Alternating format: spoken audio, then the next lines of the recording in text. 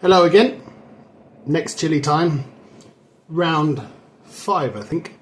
Going for a little bird's eye chili. Now let me just move these lovely hot sauces out your way. Can be found at www.princehotsauce.com.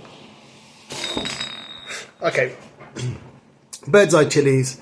There's Thai bird's eye, there's normal bird's eye. These ones are full of lots of flavour, but they pack a punch.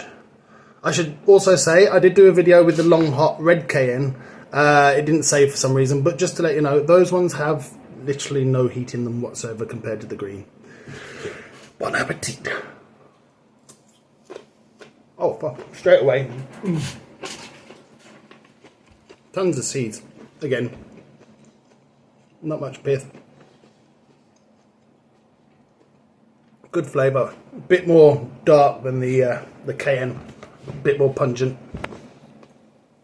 And yeah, here comes the pain. It's got a much more intense heat. It's got up my left nostril for some reason, don't we? Don't know why. Yeah, these ones are the ones that they're going to start getting into the hotter ranges. The next one I'll be doing is, I hate to say, the habanero. If anyone's had any contact with these, I don't like the flavour as much, nowhere near as tasty as the other ones, but absolutely evil when it comes to heat. Oh, that bird's eye chili's a bit of bugger. I'll let you know how I do in about a minute's time.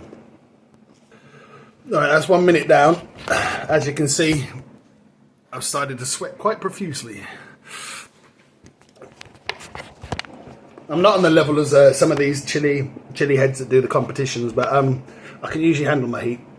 That little bird's eye kicked my ass. Someone asked why I do this. I make hot sauces, as you can see. So I need to know what all the different chilies taste like. And these days, there's so many different types.